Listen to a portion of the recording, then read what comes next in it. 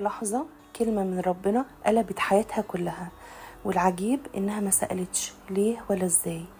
وإيه السر اللي خلى العذراء مريم تقول نعم حتى وهي مش فاهمة الصورة كلها؟ تعالوا نعيش معاها اللحظات دي. تخيل معايا الجو كان عامل إزاي، قرية صغيرة وبيوت بسيطة، والعذراء مريم بنت متواضعة وحياتها كلها صلاة وخدمة وهدوء.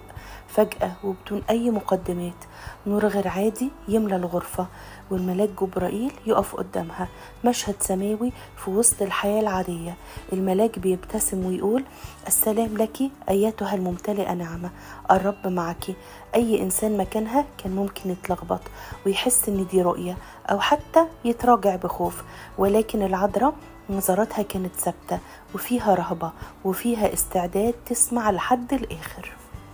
الملاك بيقول لها رسالة مش عادية: ستحبلين وتلدين ابنا وتسمينه يسوع، هذا يكون عظيما وابن العلي يدعى. لحظة صمت، كأن الزمن وقف وعقلها بيقول إزاي، ولكن قلبها بيقول هو الله القادر. في وسط كل الأسئلة اللي جواها، مريم ما دخلتش في جدال طويل، ما طلبتش تأكيدات، ما حطتش شروط، وقالت الكلمة اللي هزت السماء والأرض: ليكن لي كقولك. لحظة إعلان طاعة كاملة، مش بس بالكلام ولكن بتسليم كامل للمستقبل اللي هي مش شايفاه، ولكنها واثقة في مين اللي وعد. طاعة العذراء مريم ما كانتش طاعة خوف أو طاعة مجاملة، ولكن كانت طاعة الحب والثقة. كانت عارفة إن الطريق ده هيكون فيه وجع وفيه كلام من الناس وفيه سفر بعيد وفيه خطر على حياتها وفيه صليب في النهاية، ولكنها ما فكرتش في الراحة الشخصية، فكرت في إرادة ربنا الأول.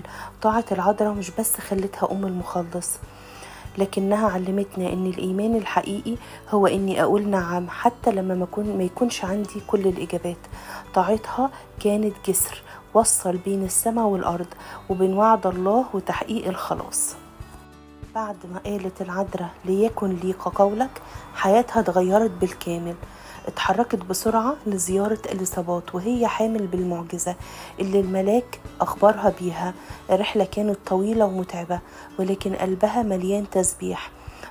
تعظم نفس الرب وتبتهج روحي بالله مخلصي.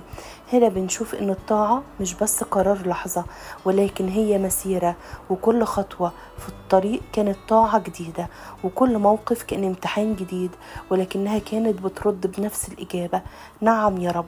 علشان كده حياتها بقت أنشودة ثقة تتردد أصدائها عبر الأجيال. كتير بنفتكر